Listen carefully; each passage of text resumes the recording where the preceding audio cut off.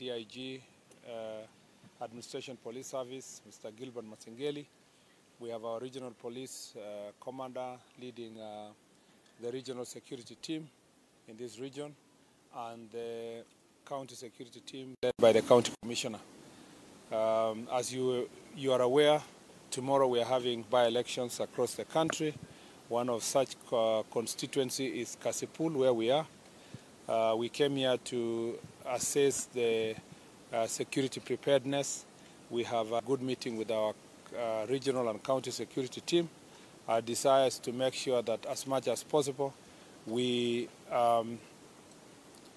protect the citizens of this country as per the requirements of the Constitution, so that they can exercise their constitutional rights to vote in a peaceful environment, to vote for the leaders they like to vote with, to make the expression in the ballot without any fear or intimidation. Kenyans will know that we lost the member of parliament of this constituency in a tragic event that is still being handled in the courts by a legal process. We also know that in the run-up to these elections, which is going to happen tomorrow, we have witnessed cases of violence between campaign teams and competitors. And we also know that I was here just a few months ago on the issues of security, and we know that this region has continued to witness the challenges that are related with goods. There is a rising phenomenon where it's not just this region, but all over the country. We have a by-elections in Nairobi, we have it here, we have in Bere, we have in Western, in Kakamega, and also in Bungoma. And there is a rising behavior where aspirants are utilizing the services of goons to intimidate their opponents. I must say this, that we want to restore the confidence of the people of Kenya in the electoral process by making sure that these by-elections are peaceful and that they are being managed by the National Police Service, not by goons. I see many aspirants and their supporters across the country saying that, and I saw even a leader of one of the political parties saying we'll be out there to protect our vote. There is no responsibility given to any civilian to protect any vote. All civilians, all voters, all Kenyans have a right to vote. Provision of security is the preserve of the National Police Service. And I must warn everyone, all those people who are preparing to bring goons to polling stations and tallying centers, I warn you that you will face the full force of the law. The National Police Service is prepared to arrest all goons, all criminals, all persons who are intending to disrupt peaceful elections in our country. I must assure the people of Kenya that from these by-elections and all the way to the next general elections, the people of Kenya must know that the National Police Service will impartially protect them to ensure that everybody can express their views. And therefore, I want to ask women, persons with disabilities, the old, who are fearing that they will not come to vote because they will be attacked by goons, that we have put in place proper security measures, and we have proper provision of police officers in every polling station and all the tallying centers to make sure that Kenyans go about their business safe. I want to also address these people who are going to Kisumu, to Nairobi, and to other counties to hire and recruit goons to come and disrupt elections here and other places, whether it is Siaya, Malava, and Bere, or Kariobangi in Nairobi, or in Magarini. I want to tell them that don't try that. We are going to take very stern action against the financiers, the transporters, anybody who owns a probox or a motor vehicle or a matatu which is going to be hired to ferry goons. Apart from arresting the goons and arresting the planners and financiers, we will also arrest the transporters, because those are part of the enablers. So I warn all car owners, transportation companies, and persons who are facilitating the ferrying of goons that they need to stop forthwith, because we will take very stern action. In the last Maandamano, we had some people ferrying goons who burned police stations and burned people's houses, and we charged them for terror. And you need to consult them to see the consequences they faced. I still maintain my stand that anybody who is intending to commit violence with an intent of with the intention of intimidating voters not to come and vote and spreading fear, that person is not just a criminal, but is a potential terrorist. And therefore, we will take the highest legal action to make sure that we protect the voters and to protect the vote. And we mean it. We mean it. And I want to ask all the voters of Kenya, all the voters in this constituency, voters in different places where we have by-elections in wards and constituencies and counties, that please exercise your right peacefully. Once you vote, go home. There is no business that you are protecting any vote. We will not allow loitering around polling stations in the name of protecting votes or canvassing. Once you finish with your vote, go home, wait for the results. In any case, there is no value in going to loiter around a tallying center, because elections end in a polling station and the results are already known and they are protected. You don't have to carry them physically to the tallying center. It can be tallied anywhere and it can be announced anywhere. It doesn't have to be that you're going to interfere with the tallying center for you to get anything. You get nothing. With the technology applied in elections now, you know that the polling station is the final station. So you can't tell us that you're waiting at a tallying center to protect our vote. There's nothing to protect. The vote ends at the polling station and it is counted and announced in the polling station. I want to request everybody to keep peace and to go home, wait for your candidate. If he succeeds, you celebrate. If he doesn't, you plan for the next elections. That's all I'd like to say. Yeah. One question. There have been accusations. Who told you I'll take questions? There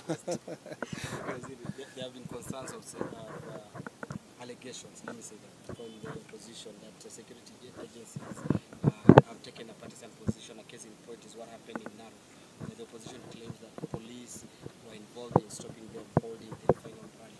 What is your response on that? It is expected, of course, that some people make just allegations, and those are unsubstantiated allegations.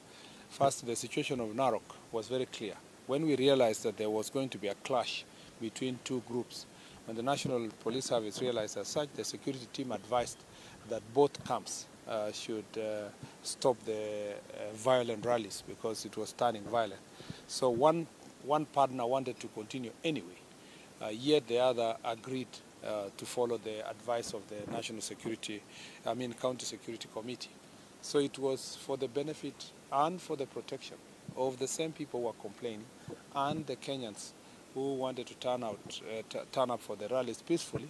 We were protecting them against the violent confrontation what was going to ensue, because of this very same issue that I've told you, that some people were mobilizing young people to engage in acts of violence so that then they can blame in the police service. At least we are happy that someone is blaming us at the comfort of his house, peacefully, no injuries, no death. It would have been a different story if we had allowed the situation to proceed and people die. People would have asked, where was the intelligence, where were the security, why did security take preventive action? So we are happy to take every preventive action. That's why we're here today, because we want to take preventive actions instead of waiting until something happens for you to come and give explanations as to who caused it and who was organizing and so forth. Every information the National Police Service gets, every intelligence information received will be acted upon so that we can avert any crisis. You know, so in security sector, people don't realize the work the security team is doing until something goes wrong. But when everything is peaceful, people think that it's just peaceful for the sake of it. They say that ukiona vyaelea vimeundwa. So there are people behind the security team that are making things work. And if they tell you, please avoid this route, avoid that route, because it's for the benefit of the people.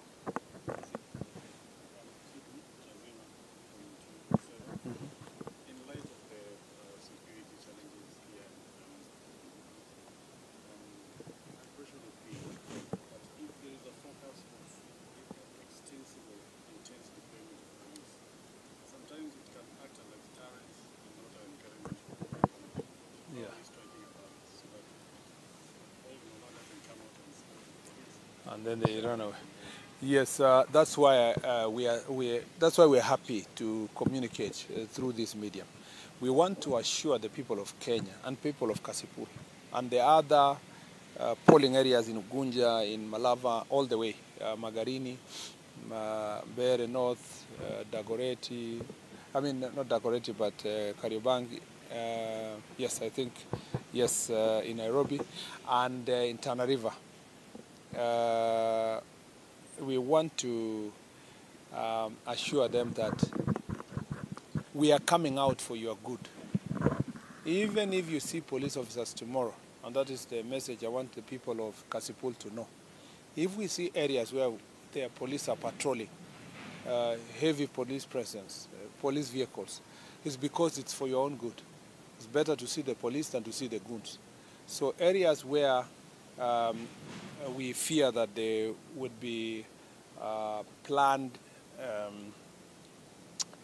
some people will have planned violence, or where people are planning chaos, we would like to deploy as many police officers as possible. So we want to forewarn our people to appreciate that there might be cases where in some areas you will see heavy police presence. It is not there for against the people, it's for your own good, to guarantee your right to vote and to make sure that you have a peaceful environment for you to exercise your constitutional right. I will take the last two, I think the lady and yourself. Yes, yeah. So there was okay.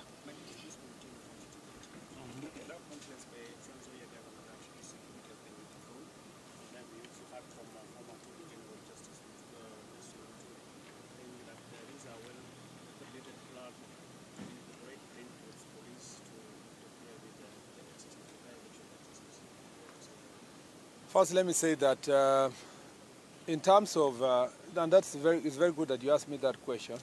There have been cases where police officers attached to VIPs have misused their firearm, sometimes almost to their own detriment. You know, sometimes they can easily find themselves in the way of harm because of how they have used their firearm. So let me say this, that any security measure taken by the National Police Service is, as I say, to avoid a crisis. If a police officer attached to VIP is working with goons, what is the best thing to do is to, first of all, get them away from this crowd of goons so that we can be able to deal with the goons decisively. And I want to warn all police officers, including those attached to VIPs, that the fact that you have been attached to a certain VIP does not make you part and parcel of his campaign, part and parcel of his ideologies, part and parcel of his criminal plans. You need to know that at any one time you remain an officer of the National Police Service. So if there are any people who have been withdrawn, it must be in relation to the planned violence and the recent violent confrontations, and the fact that some of these police officers have been found in the middle of goons, facilitating goons, transporting, hiring. And it's not enough that they have been withdrawn. A disciplinary action will be taken against them. And if the charges are proven, they will lose their jobs. They will be relieved of their responsibilities within the National Police Service. So it's not enough even to complain that they have been withdrawn. It may also be that those police officers may never go back to their jobs if it is found that they were facilitating violence in any part of our country. So those are security measures. Those are efforts that we are trying to take to avert violence tonight and tomorrow, because we know we have the National Police Service and the security team have the intelligence, and they know who is doing what where, and that's why such measures must be taken. As to whether police officers will be involved in interfering in elections, we want to ask every Kenyan, if you see a single police officer interfering with any voter, please report to their commanders or report to us or share the information publicly through the media, because we do not encourage any police officers to engage themselves on electoral malpractices. The job of the police officer is just to maintain law and order and facilitate Kenyans to exercise their constitutional rights. Are you saying that this... I thought she was. Are you still asking? You answered. Okay. Then finally, Ben. Yeah, I'm asking, are you saying that this is the exact reason for their security detail? Like, do you have specific details?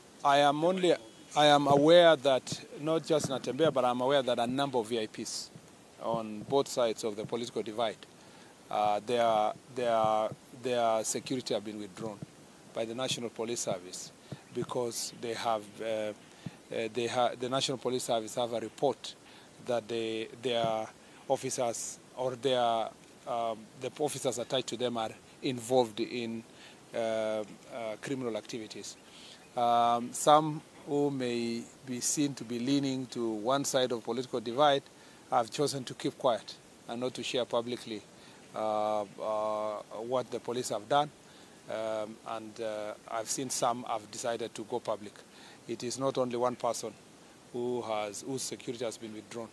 It is a number of people, and in both political sides, because we want to make sure that nobody is shot by a police officer in the name of he was protecting these goons or was protecting his boss. In any case, there is no boss tomorrow in Kasipul. The people are the bosses, and they are going to elect their boss. So everybody who is here, who was campaigning for a party or whatever, now your job is done. If you are an election observer, you have a right to become election observer. If you have an agent, a registered agent, you do your work as an agent. Everybody else who is around loitering and trying to interfere with the elections will be treated as a suspect, like all other suspects. They are accusing the government of intimidation. Goons do not intimidate the voters. And if we can succeed to intimidate the goons, we are very happy. And when goons complain that the government is intimidating them, it is my joy. My problem is when citizens are intimidated. We want to make sure that the goons are intimidated enough, not just intimidated, but they are arrested and charged, so that the people of Kenya can have confidence in our electoral process. We wish you well. We wish everybody well. Success to all the candidates and success to IEBC. I know there is a new IEBC team. We wish them the very best as they also work very hard to prove themselves in these elections. We don't want to let anybody down. Everybody must do their part. Those of us who are in the security sector must do our part. The voters must turn out, come out and vote. Exercise your right. We want to see huge turnouts around the country.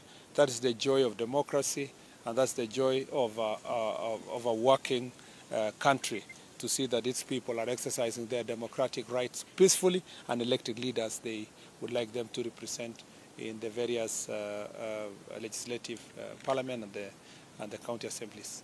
Asanteni sana. Thank you very much.